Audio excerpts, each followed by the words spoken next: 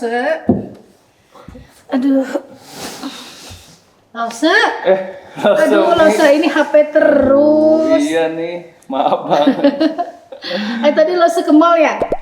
Aku panggil-panggil. Oh, tadi pagi? Iya. Kok Lause tahu sih? Iya dong, aku manggil-manggil Lause sampai serak nih suara aku. Manggil-manggil Lause. Bener? Aduh, Lause mainin HP terus Lause nih. Naomi kurang keras kali tadi manggilnya. Aduh, sampai serak nih suara aku Lause. Masa sih aku sampai nggak ngeh? Iya. Masa? Heeh. Tadi waktu di mana? Di mall. Tadi Daerah pagi. mana? Setelah sehari kalau nggak salah Lause. Oh, Heeh. iya kali ya. Udah ada Lause Desi. Aduh maaf Lause. Aduh. Asik banget ya Lause ya, kayaknya ya saya panggil-panggil kok nggak ada Iya, yang maaf Iya Lause. nih tadi Lagi aku kasih. bahas. Tadi Sorry. ketemu. Iya, saya dari tadi udah duduk, Lause, enggak ada yang liatin saya. Aduh, agak sedih nih gitu ya. Aduh, iya maaf Lause. Aduh. Aduh, kita kayaknya harus belajar aware nih sama Oh iya, Lause, hari ini kita jadi pembahasan gak sih Lause? Jadi dong ya. Gimana kalau kita kuliner gitu? Ais. Sushi? Mantap. Gimana, Prof? Ramen, apa lagi Lause? Gimana? Aduh, apa aja lah saya mau. Baru aja yang baru. Bercanda Yang ya lagi Lause. viral. Oke, by the way, happy Passover ya Lause, selamat Paskah Oh, iya. buat kita Oh, iya, semua. selamat Paskah. Kristus sudah bangkit nih. Oke, ngomongin tentang kebangkitan Kristus nih. Ini jadi topik yang bakal kita bahas juga hari ini nih iya. Lause, bahas bareng-bareng ya.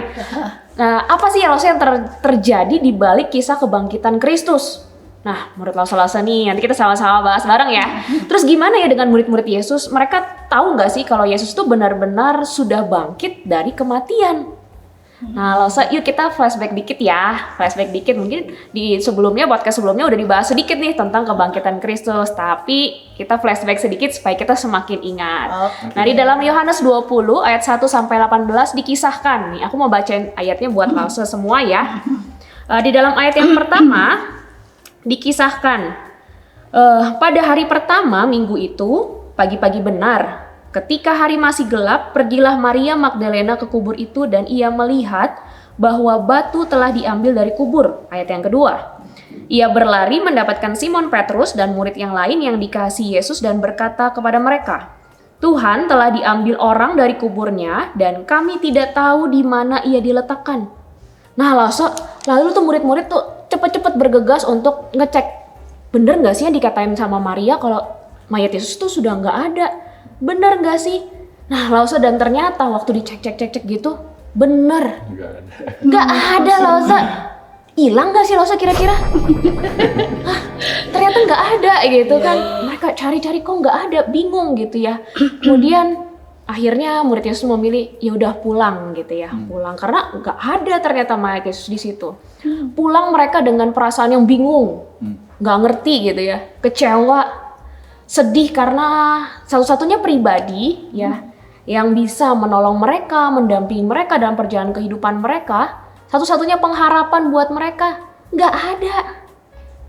Sudah mati, terus sekarang mayatnya pun nggak ada, benar-benar hilang. Nah, Lause waktu itu ya, waktu dua murid Yesus tuh pulang gitu ya, meninggalkan karena mendapati mayat Yesus tuh sudah nggak ada di dalam kubur. Maria Magdalena dia tetap berdiri di dekat kubur Yesus. Nah, waktu dia berdiri di situ dia menangis. Dia menangis di dalam kesedihan yang begitu mendalam karena harus kehilangan orang yang dikasihi.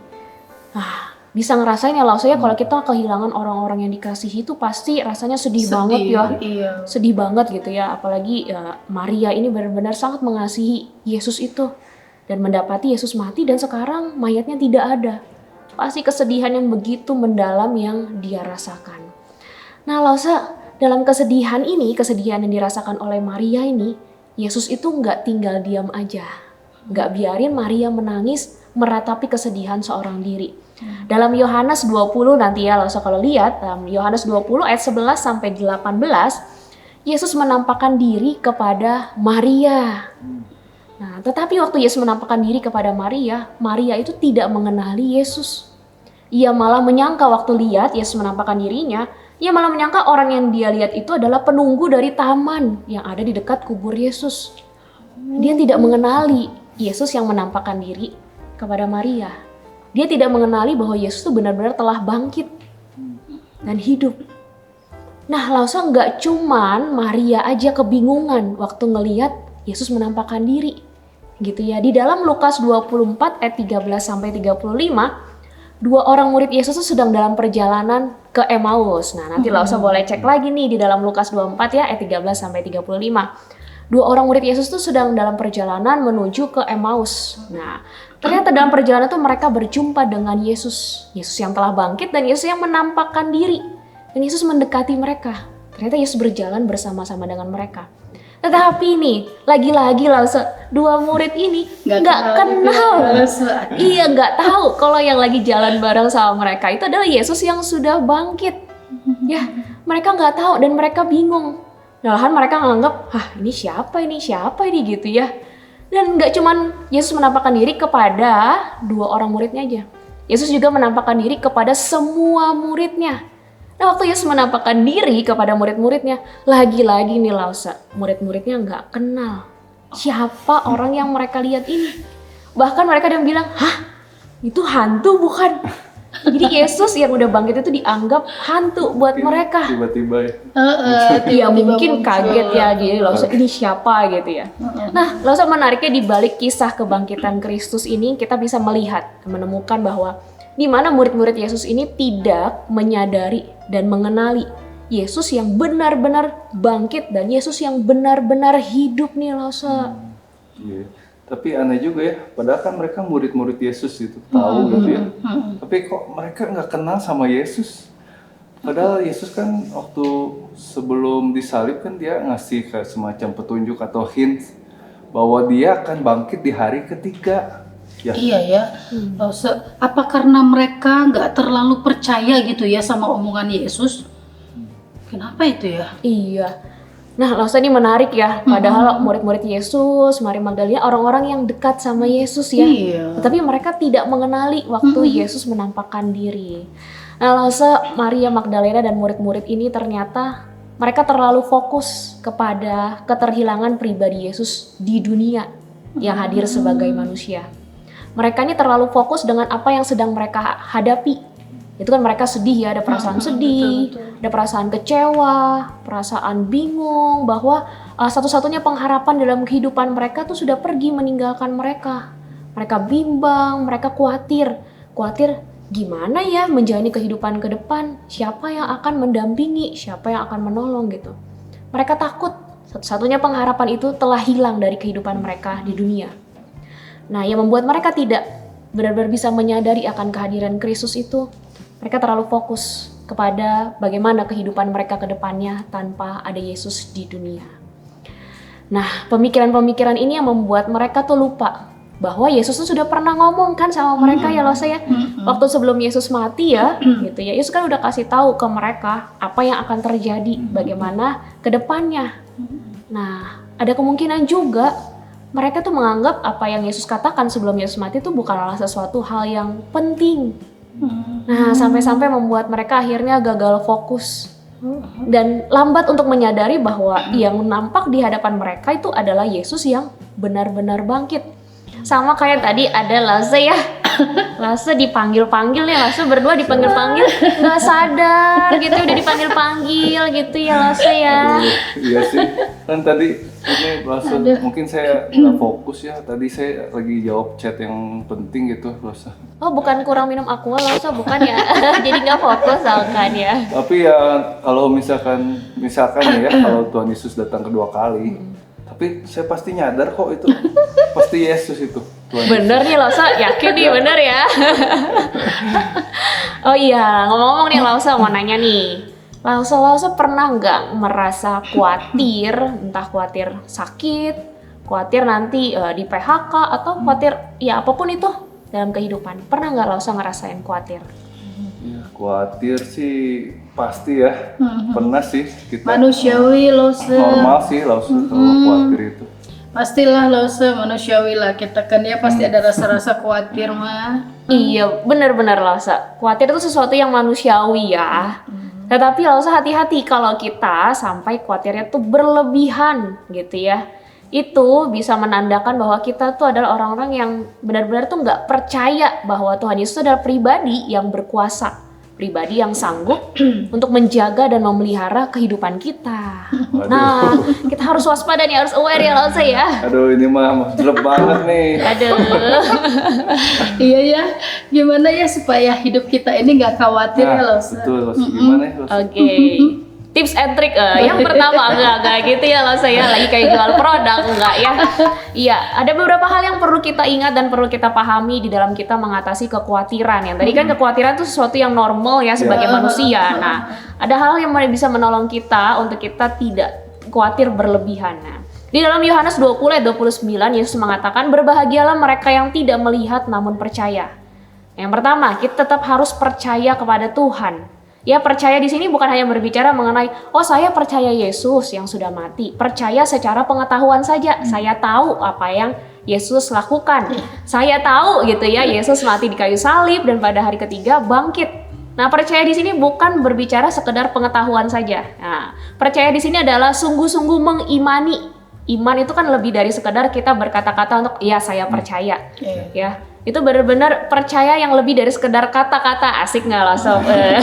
Ya, itu sungguh-sungguh mengimani ya bahwa Allah itu adalah Allah yang maha kasih, Allah yang maha kuasa, dan apa yang Yesus kerjakan bagi setiap kita itu bukan sekedar semua hanya seperti cerita dongeng saja, tapi itu benar-benar kisah nyata yang kita bisa rasakan. Yang kedua yang bisa menolong kita untuk kita tidak khawatir berlebihan, kita perlu memiliki pemahaman yang utuh akan Allah. Nah, bagaimana kita bisa memiliki pemahaman yang utuh mengenai siapa Allah dan apa yang Allah kerjakan dalam kehidupan kita? Tentunya nih Lasa, melalui firman Tuhan. Benar ya Lasa ya? Alkitab satu-satunya pedoman kehidupan kita. Nah, di dalam Alkitab semua tertulis dengan jelas siapa itu Allah, siapa itu Yesus, dan apa yang harus dilakukan bagi setiap kita orang-orang percaya. Nah, pertanyaannya nih, bagaimana nih Lasa kehidupan saat teduh dan kehidupan doa nih? Apakah benar nih direnungkan siang dan malam? Menurut firman Tuhan gitu ya? Firman Tuhan direnungkan siang dan malam. Nah, waktu kita benar-benar rajin untuk merenungkan firman, kita akan tahu siapa Allah. Nah, yang ketiga nih, tips yang selanjutnya. Kita perlu memiliki kebergantungan yang penuh kepada Tuhan agar kita dimampukan di dalam menjalani dan dalam menghadapi berbagai hal di dalam kehidupan kita. Nah, itu yang perlu kita benar-benar pegang dalam kehidupan kita. Perlu bergantung penuh kepada Tuhan, pemilik kehidupan kita. Lalu tips yang selanjutnya nih, fokus kepada apa yang telah Allah kerjakan dan berikan di dalam kehidupan kita. Jadi jangan biarkan kita tuh fokus terus di dalam masalah, di dalam tantangan, di dalam pergumulan, cuman mikirin terus dan terus bertanya, kenapa Tuhan, kenapa? Daripada kita pusing terus mikirin itu ya loh saya, mending kita terus berkata kepada Tuhan, Tuhan gitu ya, bagaimana aku harus menjalani kehidupan ini? Nah, ada contoh lain lagi nih Lasa yang saya juga secara pribadi lakukan di dalam kehidupan saya setiap hari. Supaya saya bisa tetap terus fokus kepada apa yang Allah kerjakan dan apa yang Allah mau saya lakukan dalam kehidupan saya. Jadi saya tuh suka bikin list ya di dalam buku gitu ya, catatan. Di situ saya menulis apa kebaikan apa saja yang sudah Tuhan berikan. Ternyata waktu saya list itu banyak banget Lasa, banyak banget hal-hal yang Tuhan sudah berikan di dalam kehidupan saya. Dan di situ saya tulis juga, saya mengingat apa yang Tuhan kehendaki di dalam kehidupan saya untuk saya lakukan. Nah, waktu saya menulis itu, pikiran saya semuanya akan terfokus kepada Allah, bukan kepada masalah yang sedang saya hadapi. Kira-kira begitu loh, Sa. Jadi bikin listnya setiap hari gitu loh? Iya, jadi waktu saat teduh nih loh saya, saat teduhnya mah bisa pagi gitu ya, bisa pagi atau waktu-waktu yang kita bisa atur waktunya, di situ saya nulis tuh. Gitu loh, Sa. Oke. Boleh juga ya. Triknya boleh ya. Boleh dicoba nih langsung ya. Oke, jadi nih langsung nih apa ya penerapan untuk minggu ini? Iya, dalam minggu ini kan kita semua sudah tahu ya, kita diingatkan bahwa Yesus mati di atas kayu salib, bangkit menebus dosa setiap kita dan memberikan kehidupan bagi setiap kita. Dan di dalam pelajaran ini kita belajar bahwa untuk kita terus tetap percaya bahwa Yesus itu bukan hanya Tuhan yang menunjukkan kasih-Nya dengan mengorbankan nyawanya untuk menyelamatkan kita. Tetapi Yesus juga adalah Tuhan yang berkuasa. Kuasanya Dia tunjukkan ya dengan Dia bangkit dan hidup. Nah, kuasa yang juga sanggup untuk menolong setiap kita. Nah, lalu pelajaran yang lain yang bisa kita temukan di dalam pelajaran ini adalah kita harus senantiasa terus bersyukur kepada Allah untuk kasih-Nya yang begitu besar, karena Dia telah mengutus anaknya yang tunggal untuk menyelamatkan kita dari dosa dan maut. Nah, lalu kalau keselamatan kekal saja Allah berikan kepada kita, pastinya nih, ya, Dia akan selalu menjaga kita di dalam kehidupan kita di dunia yang kita sedang jalanin ini. Jadi, fokus aja terus kepada Yesus. Fokus aja kepada apa yang Dia sudah berikan bagi setiap kita. Fokus kepada apa yang Dia mau kita lakukan di dalam kehidupan setiap kita. Kira-kira gitu nih, Loze. Harus fokus. Fokus. Biar fokus harus minum apa, Loze? Enggak ya, nanti jadi iklan ya.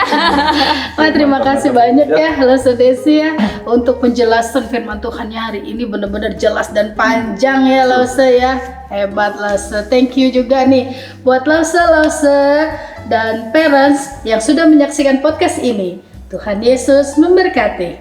Bye. Bye.